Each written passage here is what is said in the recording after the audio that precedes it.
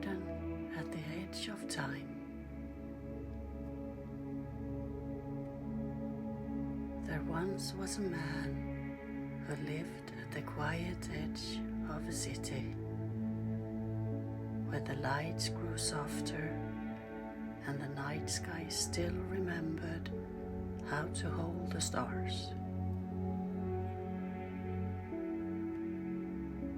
He had grown used to a life of measured hours. Wake, work, rest, like so many others. But in the stillness of evening, when the noise of the world retreated, he carried within him a secret longing, not for excitement or riches, but for a love that felt like coming home.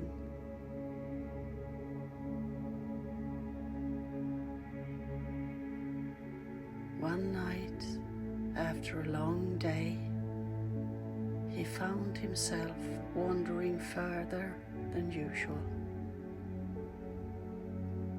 The streets thinned, the lamps grew fewer, and the path became gravel and grass. He walked until he came upon a gate, iron and ivy wrapped, half forgotten in the dark. A sign above it read, "The garden at the edge of time."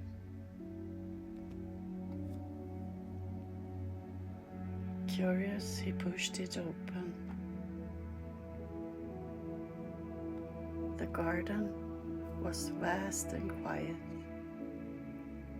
Moonlight rested on every leaf, and flowers glowed faintly as though painted with silver. It did not feel like a place belonging to the city, nor entirely to the world he knew. It felt like somewhere between dream and memory, where the soul goes to remember itself. And there, sitting by a fountain, was someone else. A woman, her hair like a spill of dark ink, her gaze resting on the water as though she were watching her thoughts ripple outward. She looked up as he approached, and instead of surprise, her eyes carried the warmth of recognition, as though they had been waiting for him.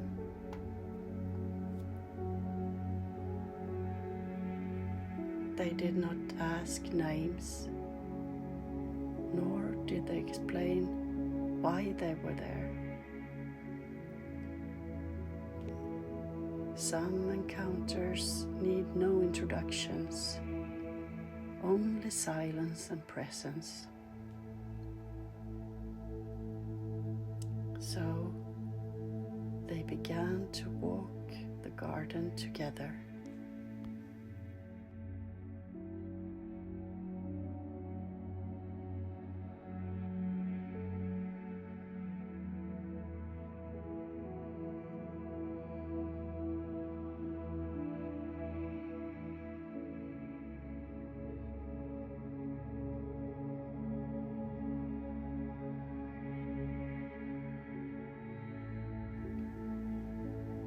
The trees were heavy with fruit, pears and apples, peaches and figs, though none of them ripened at the same time. The woman plucked a pear, offering it to him. It was sweet, fuller than any fruit he had tasted, yet carried a fleeting sadness, as if it already remembered its own impermanences. She said softly, "All beginnings taste like this, sweet with the knowledge that they cannot last forever." He asked her if that meant one should not begin. She shook her head and smiled. "No, it means beginnings are precious because they cannot stay. The first hello, the first glance, the first warmth of holding another hand, it all matters because it only happens once." They ate together beneath the orchard trees, listening to the rustle of leaves, and he felt in his chest both the ache of fragility and the joy of having shared something fleeting.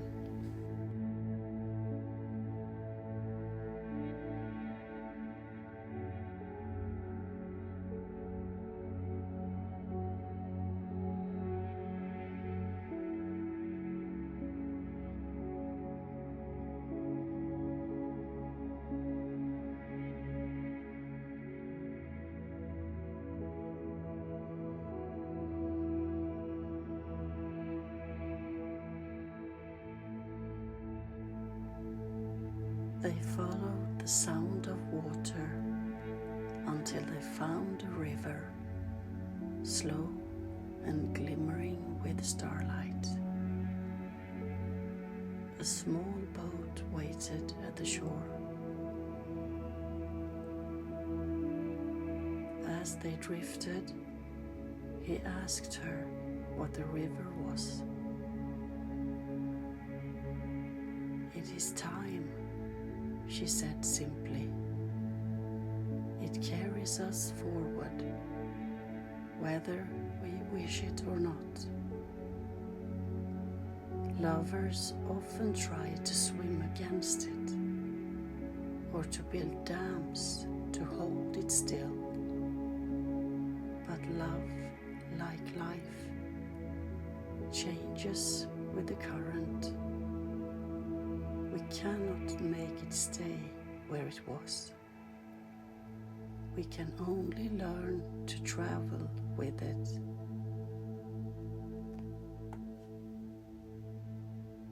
He thought of the loves he had known, some tender, some brief, some that had slipped away like sand through his hands. He felt the weight of regret, but also a strange comfort in her words. Perhaps nothing was ever truly lost if it had once flowed through the river of his life. The boat carried them to the far shore, where the air smelled of jasmine and old rain.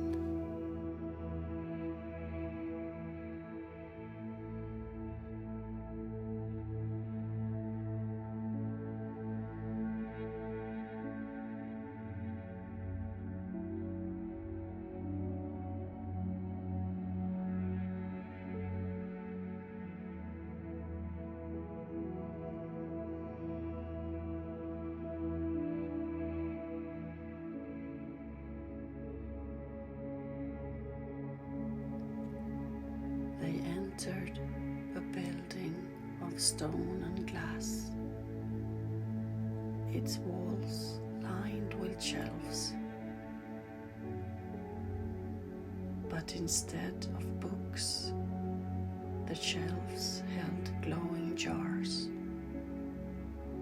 Each jar contained a memory, laughter, touch, tears, moments of silence shared in darkness. The woman led him down an aisle and stopped at a jar that pulsed with golden light. Inside, he saw himself younger, meeting someone he had once loved, his heart beating wildly at the sight of her smile. He touched the jar, and warmth spread through his fingertips. Every love shapes us, she said gently, even those that end. They are not failures, they are chapters. Some stories are short, some long, but all are written in you, and they make you who you are. He felt tears rising, not of sorrow, but of release. He had carried old loves as weights of loss. Now he saw them as gifts, each one leaving behind a piece of light. They lingered there until the air grew heavy with rosiness, as though the library itself wished them to rest.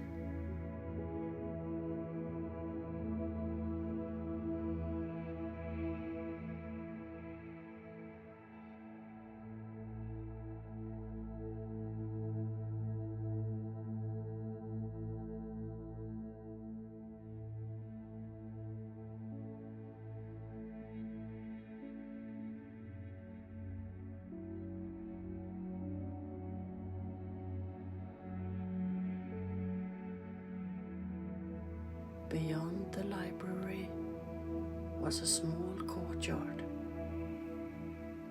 filled with lanterns that swayed like fireflies. They sat together on a bench of stone, and the world grew hushed.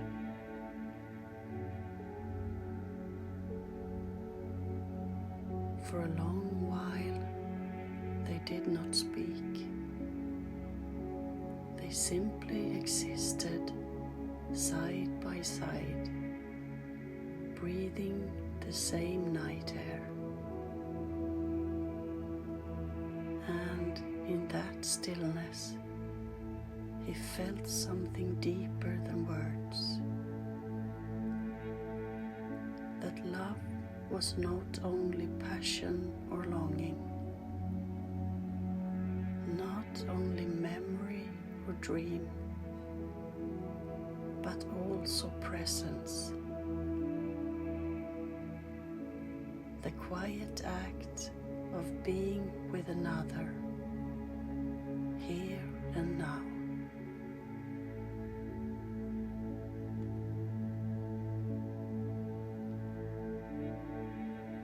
The woman leaned her head gently on his shoulder.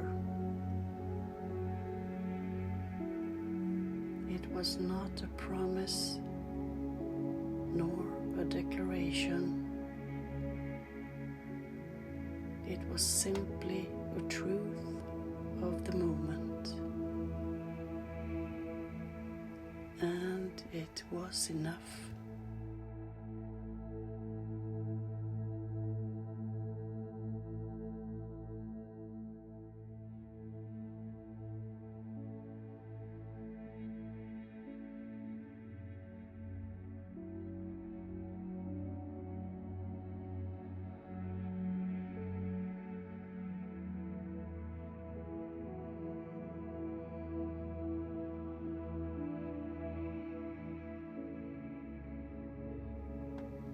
At last, the paths wound back toward the ivy gate.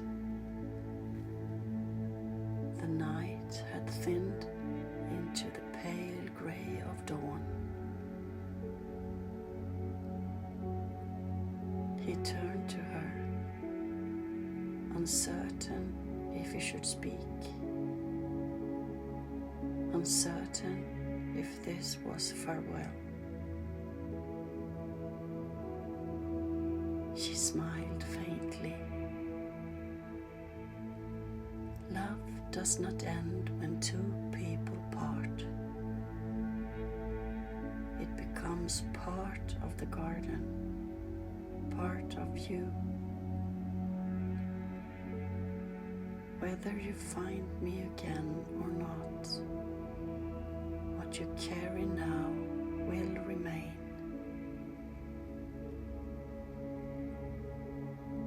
He wanted to hold on. He wanted to stay.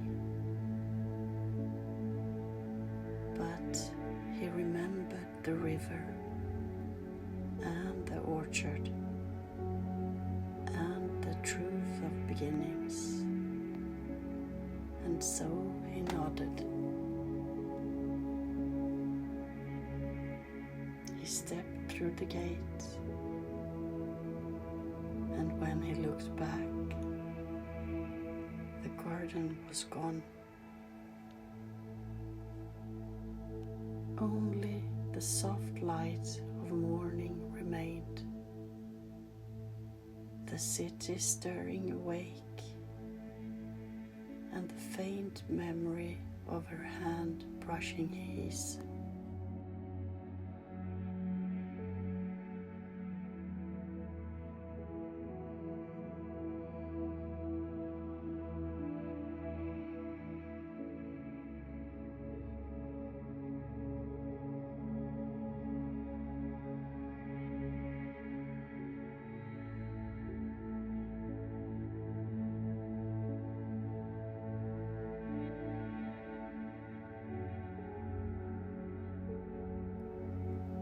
In the days and years that followed,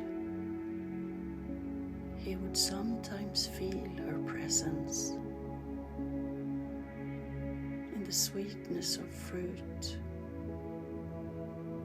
in the sound of water, in the hush of stillness shared with someone he came to love in the waking world.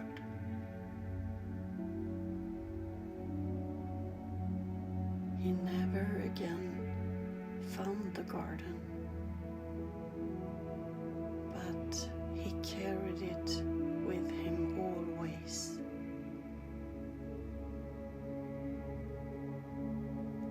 For love, he had learned, was not a single story. It was many paths, many rivers, many jars of light.